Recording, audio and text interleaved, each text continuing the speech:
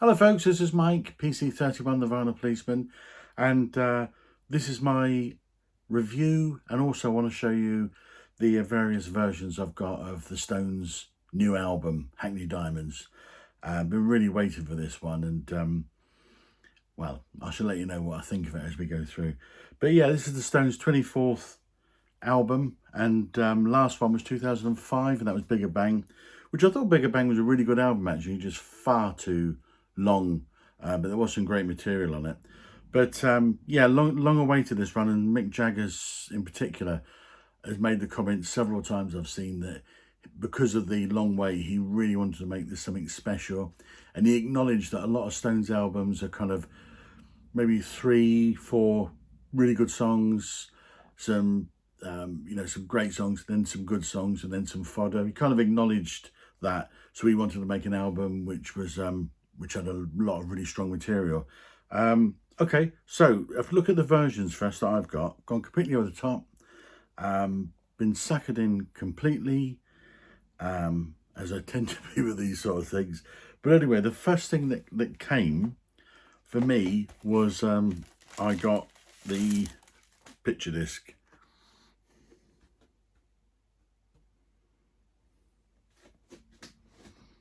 So there's the front cover of the album that you would see for the most standard one, and a version of the tongue on the back. Because this is the first one that arrived last Friday on release day, this was literally all I had to play at the time. So I've been playing this more than I would normally play a picture disc. And yeah, you've got the normal picture disc rumble, because obviously the grooves are quite shallow. But I was able to play a kind of a good few times. So the next thing I got, which is absolutely superb, actually much better than I was expected, I got the deluxe CD box set with the lenticular cover. Hopefully you can see that move. Yeah, there we go. Yeah, really great size. And what that came with was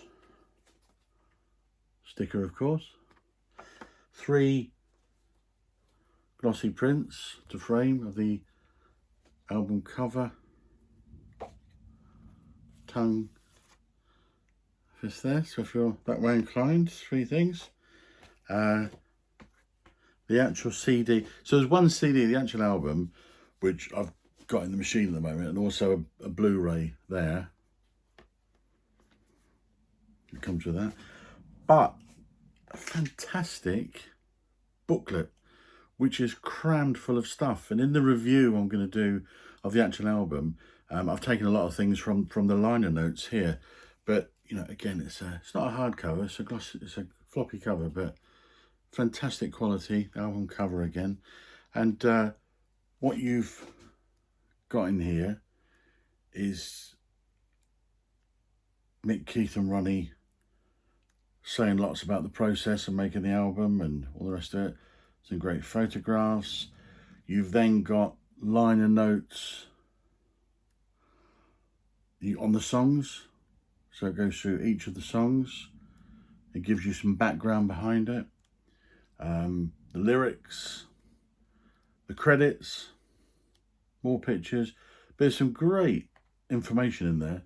I've read that cover to cover. A really good thing. So that's excellent. So I was really pleased with that, as I say, with the lenticular cover. And then, other than the picture disc, then the vinyl started to arrive, and so I've gone a bit over the top. I guess that's the standard. This is the indie store version. They've all got the same backs, same middles, same liner notes with the credits and the tongue. This particular one is see-through vinyl.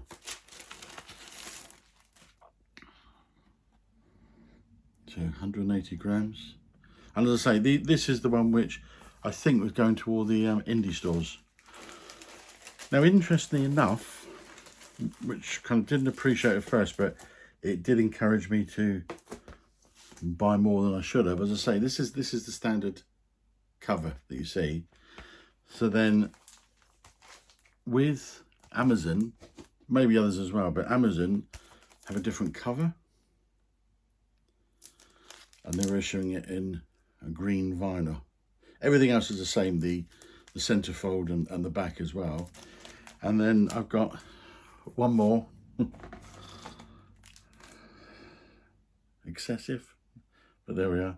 And this I got this straight from the Rolling Stones website actually, and again, different cover completely again. Centerfold the same, back the same, and that's in a lovely blue vinyl.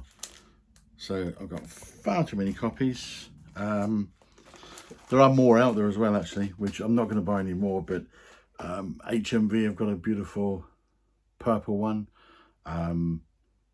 There's obviously black, which is probably the rarest of the lot, but there's various other ones as well. You've got a Barcelona Football Club. There's a picture disc with their logo as well, and the Hackney Diamonds figure on it. And then in the US, you've got all the baseball teams where you've got things with that. So they've really gone to town on it, kind of thing, which is the Stones wagon rolling, the commercial wagon rolling kind of thing. But anyway, let's get down to the review now. So the 24th album, and produced by Andrew Watt. And when I first heard that Andrew Watt was going to be the producer, I was a little bit concerned actually, because Andrew Watt kind of used to produce the Bieber, Miley Cyrus, drivel like that, which obviously is no interest to me whatsoever. But it was obviously quite glossy pop. Then moved into Pearl Jam, Ozzy's last two albums he's produced, and I've got both of those up there. And I wasn't that impressed with Ozzy's albums because I felt there was too much Andrew Watt, not enough Ozzy.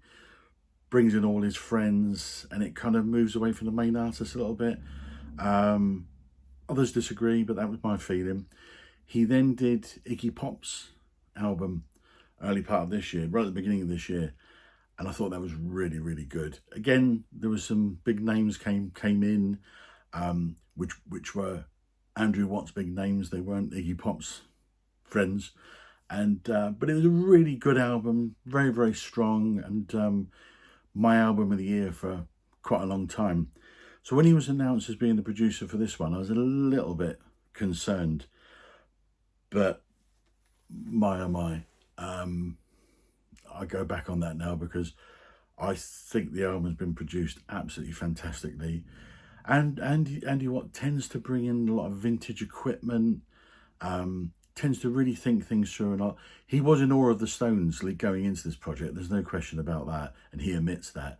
But God, it's really worked out. And I think even to Mick Jagger's admission, he gave them the timeline push and the try a bit harder and all the rest of it, which just between the Stones themselves, they tend to work very, very slow in the studio. So I think they all appreciated Andrew Watt's push and drive and energy and enthusiasm, which I know Mick Jagger was a bit concerned about at first, but then he said, no, it's worked out fantastic. So the album starts off with Angry, which is very much for me like Start Me Up off of opening track off of Tattoo You. And fantastic track. The video superb with Sydney Sweeney, absolutely fantastic. Great riff. It's a Mick Jagger guitar riff, and I think Keith's input was he swapped the music of the verse and the chorus around, and Mick thought that did work better that way. Keith plays bass on it. Darryl Jones, interestingly, wasn't around for this project. He had other commitments. So most of the bass work is kind of, Keith, I think a little bit of Ronnie. I think Andrew Watt also picks up a lot of the bass work. But there's one track, second track on the second side, which Bill Wyman comes back for. But you've got a lovely solo, which I think is Ronnie playing the solo on this one. And Ronnie made the comment, don't think too much of this song that is not depth, it's pure rock and roll. And my wife, when she heard it, she said, this is pure Stones, isn't it? And she's dead right. It's, as I say, it's Start Me Up. It's fantastic. Superb opening track. So whereas Tattoo You, next track was Hang Fire, which, good track, but not up to the standard of Start Me Up. Next track on this album is Get Closer, and it's better than Angry. I mean, it's a fantastic bluesy groove to it. Jagger's phrasing, his vocals are fantastic. And I think Jagger's phrasing throughout this album is superb. His singing, his vocals throughout are absolutely superb. And we'll go into that in a little more detail. Great solo in the track, a really kind of funky sax solo, James King, which really, the new Bobby Keys with the Stones, which really enhances it. Elton John's on this track as well, but you can't hear too much of him. But Get Closer, superb track. For me, even better than Angry, and Angry's great. So the third track's got to dip down now. Not for me, Depending on You, superb track. Starts off with this lovely little guitar riff. Keith and Ronnie throughout the album, their weaving of guitar parts is absolutely superb. Too young to die, too old to lose, because I was depending on you. Fantastic, beautiful track. Guitar melody behind Jagger's vocal all the way through. Really clever track. Could easily be a single, that one. So then we get into the fourth track, and the sequencing so far on this album, I think, has been perfect. So we then get into the fourth track, which is just punk, fun. Bite my head off. Absolutely superb track. Andrew Watt apparently was pushing the band all the way through, saying harder, play it harder, go faster. And this is the track with Paul McCartney on. And Andrew Watt had actually bought a Hofner, a 64 Hofner in the studio, and they fuzzed up McCartney's bass. And Mick Jagger actually said we distorted the fuck out of his bass, and it sounded really good. And it is very distorted, fuzzed up, and it sounds brilliant, really drives the track. Then Andrew Watt apparently gifted the Hofner 64 to McCartney after the session. But again, talking about Jagger's vocals, I mean, where this guy is, 80, the vocals on it, I know he wasn't quite 80 when he would have done the vocals on this track, but the vocals on it are just absolutely just pure punk, superb, really fantastic. Great track, very simple track, but it really hits the mark. Again, looking at the sequencing of this, side one. So the next track, Whole Wide World, which again has got a real punk vibe to it. So you just drop down a little bit from Bite My Head Off. And this track looks back to when the boys were in Edith Grove back in the early 60s. And so it's very one where they're looking back on themselves. And again, Jagger's phrasing is superb throughout. Another fantastic guitar solo. So many good guitar solos on this album. Then it goes into a stop, and the stop is sublime, the way it drops. And then Jagger's vocals, carry on. And he's he kind of puts on a little bit more of a his natural London draw during this track, because they're looking back on this historic situation. But superb track, Whole Wide World, could be a single as well. Brilliant. And then side one closes with Dreamy Skies, which is a lovely, easy rolling country type song. And it's all about kind of dropping out. And there's a line in there where he talks about, chilling out, you're just listening to Hank Williams on the radio.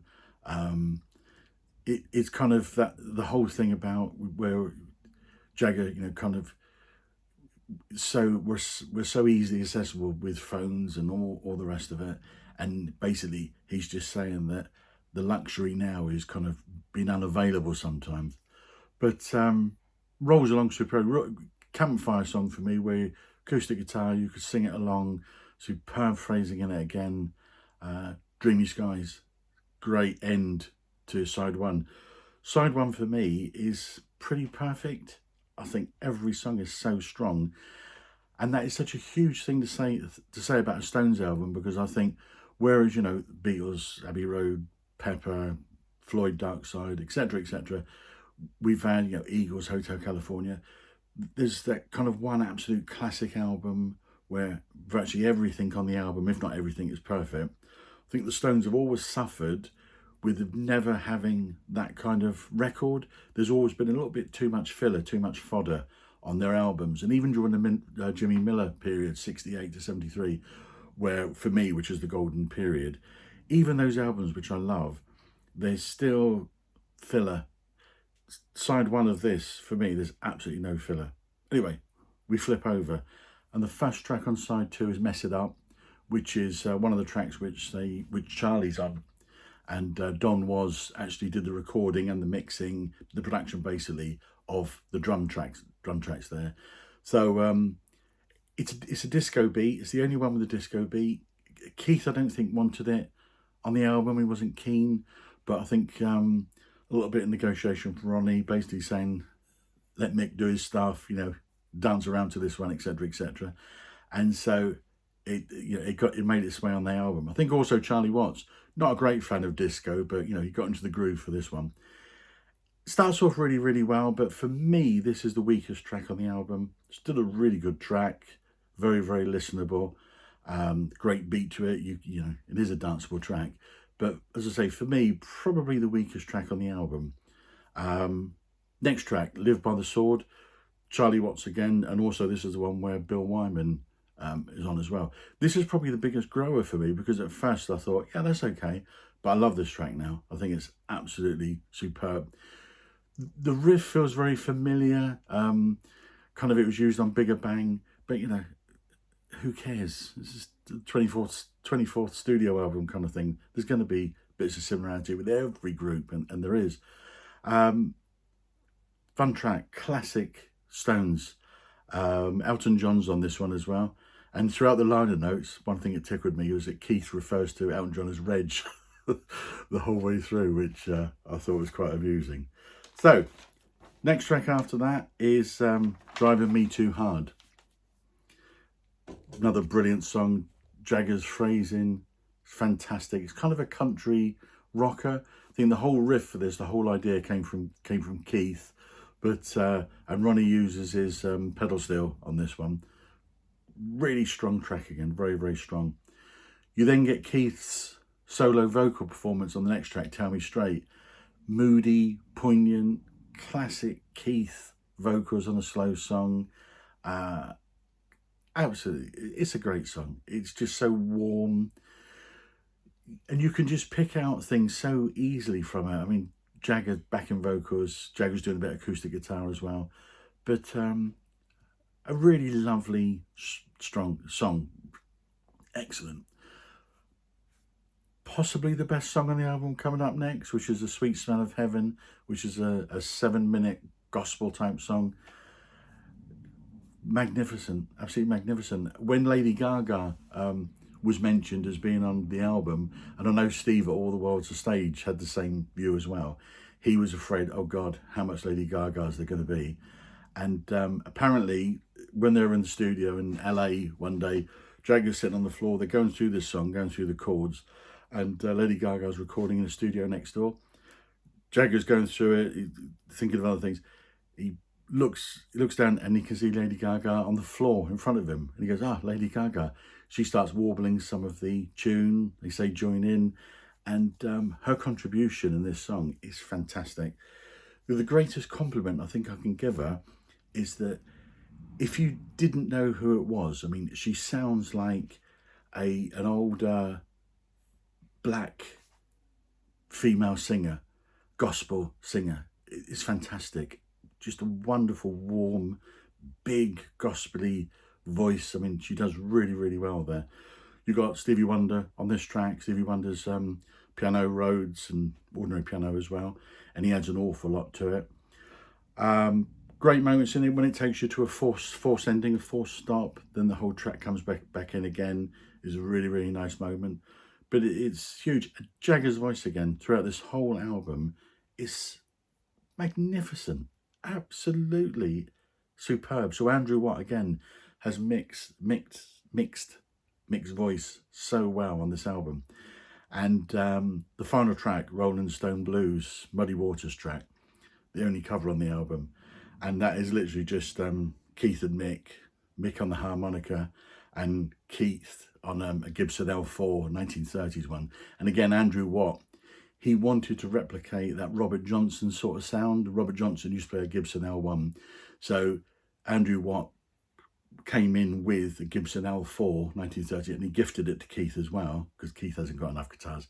But again, the sound of it and the atmosphere in that song, absolutely superb. Some people are saying, does that signify the end?